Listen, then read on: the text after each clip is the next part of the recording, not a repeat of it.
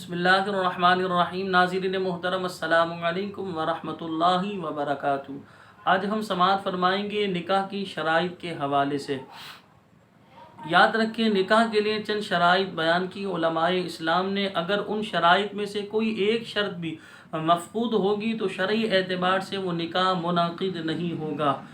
ان شرائط میں سے پہلی شرط یہ بیان کی علماء اسلام نے کہ جس کا نکاح ہوگا وہ عاقل ہو۔ عاقل کا معنی عقل مند، یعنی اس سے کون نکل گیا؟ مجنون، یعنی پاگل کا نکاح نہیں ہو سکتا۔ اسی طرح جو نابالغ بچہ ہے اور ناسمجھ بچہ ہے اس کا نکاح پڑھایا جائے تو اس کا نکاح نہیں ہوگا۔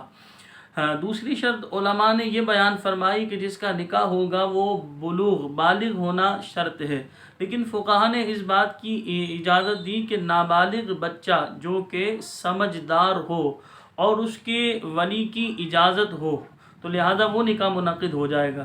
اور اگر ایسا ہوا کہ نابالغ بچہ ہے، سمجھدار بھی ہے، لیکن ولی کی اجازت نہیں تھی تو شرعی اعتبار سے وہ نکاح منعقد نہیں ہوگا۔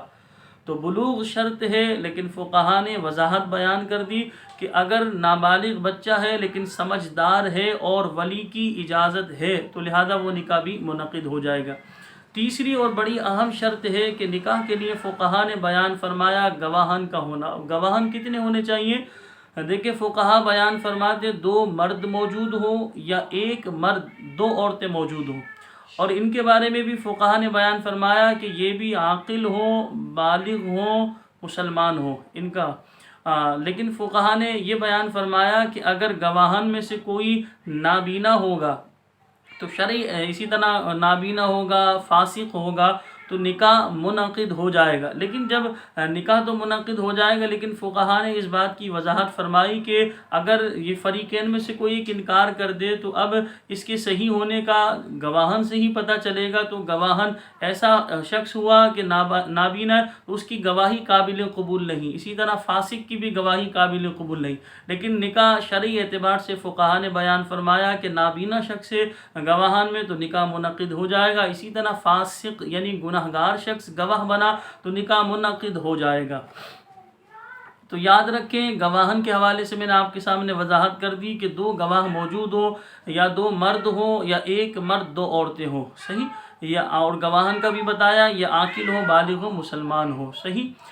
اچھا، آج کل ہمارے یہاں ایک ٹرینڈ سا چل گیا کہ گواہن کے بغیر لڑکا لڑکی کہتے ہیں کہ میں نے تجھے قبول کیا، لڑکی کہتی ہے میں نے آپ کو قبول کیا، تو اس طرح گواہ ہو جائے گا، نکاح ہو جائے گا۔ تو دیکھیں، گواہان کے بغیر ایک دوسرے لڑکا لڑکی ایک دوسرے کو کہہ لے میں نے قبول کیا تو یہ نکاح نہیں ہوگا۔ اسی طرح ٹیلی فون پہ لڑکا لڑکی ایک دوسرے کو کہہ دے کہ میں نے قبول کیا تو یہ بھی نکاح نہیں ہوگا۔ اب رہا یہ کہ ٹیلی فونک نکاح کے بارے میں سوال پیدا ہوتا ہے۔ آج کل جس طرح جدید سسٹم ہے، اس دورہ حاضر کے مطابق ٹیلی فونک نکاح ہو رہا ہے، بالخصوص کووڈ میں تو بہت زیادہ ٹیلی فونک نکاح یعنی آن لائن نکاح ہو رہے ہیں۔ تو آن لائن نکاح بالکل یعنی کہ شرعی اعتبار سے بالکل یعنی کہ فقہا نے یہ بیان فرمایا کہ اگر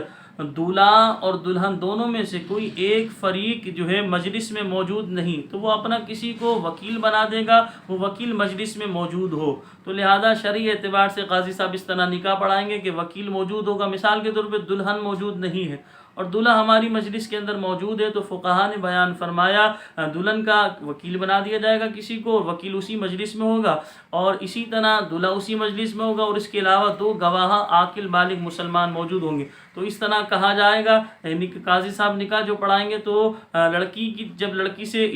کی طرف سے پوچھا جائے گا تو وکیل اجازت دے گا اپنی موکلہ کی، اور 2 لڑکے سے جو قبول کروایا جائے گا۔ اسی طرح اس کو برعکس کر لیتے ہیں، مثال کے طور پہ دلہن جو ہے وہ مجلس کے اندر موجود ہے لیکن جو ہے دولہا موجود نہیں، تو دولہا غائب ہے، حاضر نہیں ہے، محفل میں موجود نہیں، مجلس میں موجود نہیں، تو دولہا اپنا کسی کو نائب بنائے گا، دولہا اپنا کسی کو جو ہے وکیل بنائے گا۔ تو اب وکیل اس مجلس کے اندر موجود ہوگا تو وکیل سے اس وقت جو ہے اجازت لی جائے گی، اور اس طرح جو ہے دلہن سے قبول کروایا جائے گا، یا دلہن سے اجازت لے کر جو ہے وکیل سے جو ہے اپنے وکیل سے جو ہے قبول کروایا جائے گا کہ آپ کے موکل کا نکاح جو ہے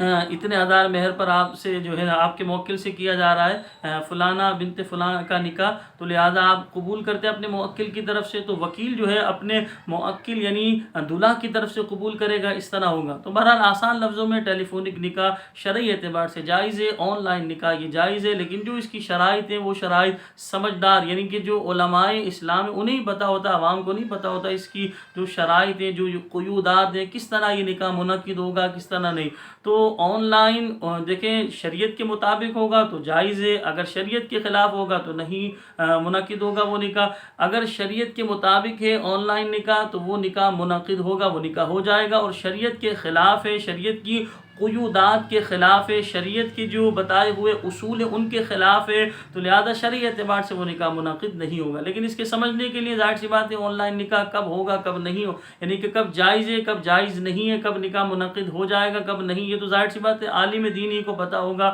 کسی مفتی کو پتہ ہوگا، تو وہی یہ عمل کر سکتے ہیں، عام بندہ نہیں کر سکتا، اور عام بندہ سمجھ بھی اس چیز کو نہیں کر سکتا۔ اور میں آپ کو یہ بھی بتاؤں عام بندے کو اس مسئلے میں پڑھنا نہیں چاہیے، کیونکہ یہ حلال اور حرام کا مسئلہ یاد رکھیں، اگر اس میں ذرا سی 19-20 ہوئی یعنی کہ حلال کرنا تھا آپ نے اور الٹا جو ہے حرام کر دیا، یعنی وہ نکاح نہیں ہوا، تو ظاہر سی بات ہے شرعی اعتبار سے اب یہ دولہا دلہن نہیں ہے، یہ اجنبی ہے، اور جب تک ان کے درمیان تعلقات قائم رہے گا یہ حرام کاری رہے گی، یہ ناجائز گناہ ہے۔ تو لہذا یہ جو عالم دین ہے مفتی ہے اسے ہی اصول پتہ ہوتے، انہیں ہی قیودات پتہ ہوتے، انہیں ہی اس کی شرائط پتہ ہوتی ہے، تو شریعت کے اگر اصولوں کے مطابق ہوگا، قیودات کے مطابق ہوگا، شریعت کے حدود کے اندر ہوگا، شریعت کے بتائے ہوئے اصولوں کے مطابق ہوگا، تو یہ آن لائن نکاح ٹیلی فونک نکاح منعقد ہوگا، اور شریعت کے خلاف اگر یہ ہوگا تو یہ منعقد نہیں ہوگا۔ بہرحال مختصر میں نے آپ کے سامنے شرائط بیان کر دی کہ یہ شرائط موجود ہونی چاہیے تب جا کے نکاح منعقد ہوگا۔ اللہ کریم کی بارگاہ میں دعا ہے کہ اللہ پاک مجھے بھی اور آپ تمام دیکھنے والے دوستوں احباب کو عمل کی توفیق عطا فرمائے۔ السلام علیکم ورحمۃ اللہ وبرکاتہ۔